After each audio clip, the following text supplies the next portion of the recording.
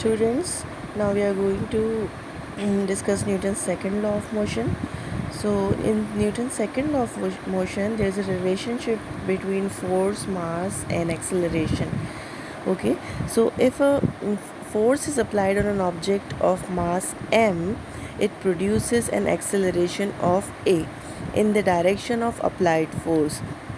If an object is mass m and a force is applied, then acceleration is produced in the direction of force. Okay, if the force is applied of an object on an object of mass m, it produces an acceleration, and acceleration in the direction of force applied. जिस direction में force apply होगी उसी direction में acceleration produce हो जाएगा. Now we are supposing a force F is applied on an object of mass m. It produces an acceleration a in its own direction. Acceleration is directly proportional to the applied force. According to Newton's second law of motion, acceleration is directly proportional to the applied force. This equation will become equation number 1. ठीक है. Acceleration is inversely proportional to the mass. Mathematically we can write it as acceleration is inversely proportional. हम हमेशा 1 upon में करके लिखते हैं. Sign of proportionality, this is sign of proportionality, 1 upon m. Number 1 and 2, by combining these two equations, number 1 and 2, we get a is directly proportional to f upon m. इन दोनों को combine करके लिखा है हमने. और if we want to remove this sign of proportionality, जब हम sign of proportionality हटाते हैं तो उसकी जगह हम लगाते हैं एक equal और एक constant.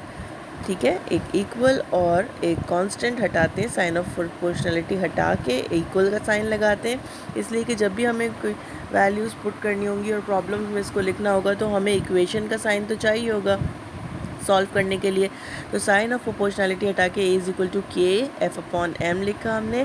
ठीक है, के जनरली कांस्टेंट हम के लगाते हैं, वैसे डिफरेंट कांस्टेंट कुछ और भी होते हैं और चीज़ों के लिए, लेकिन जनरल कांस्टेंट हम के ही यूज़ करते हैं. के is constant here where k is the constant of proportionality and its value is 1.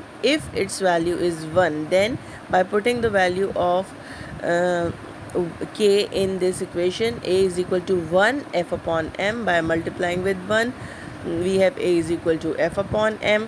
ठीक है. And if you want to find this f, तो ये वाला m जो है वो यहाँ डिवाइड में इधर जाके मल्टीप्लाई में हो जाएगा, तो ये हो जाएगा M A is equal to F और f is equal to M A.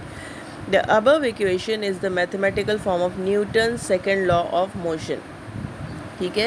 And according to this, the equation of forces, the product of mass and velocity is called force. Product कहते हैं ना multiplication को, तो we can define force as the product of mass and acceleration is force. ठीक है.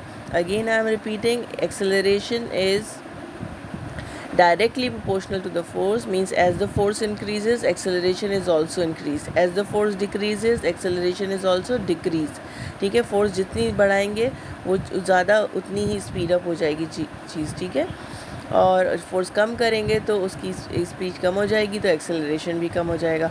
Acceleration is inversely proportional to the mass. ठीक है, जितना ज़्यादा मास किसी ऑब्जेक्ट का ज़्यादा होगा वो उतना ही कम एक्सेलरेट करेगा, और जितना मास कम होगा, लाइटर ऑब्जेक्ट होगा, वो उतनी ही तेज़ी से फोर्स अप्लाई करने से तेज़ी से ज़्यादा एक्सेलरेट होगा, ज़्यादा स्पीड अप होगा.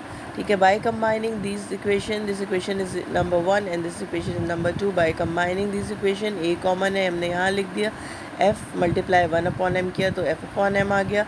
और इफ साइन ऑफ प्रोपोर्शनलिटी हटा के अगर हम लगाएंगे sign of equality plus constant, जब प्रोपोर्शनलिटी हटाते हैं तो ये बात याद रखना है कि हमेशा इक्वल का साइन और एक कांस्टेंट आएगा, f upon m, where k is the constant of proportionality and its value is 1. If the value of k is 1, a is equal to 1 multiplied by f upon m, ma is equal to f, or f is equal to ma. We can write it here. The above equation is called mathematical form of Newton's second law of motion.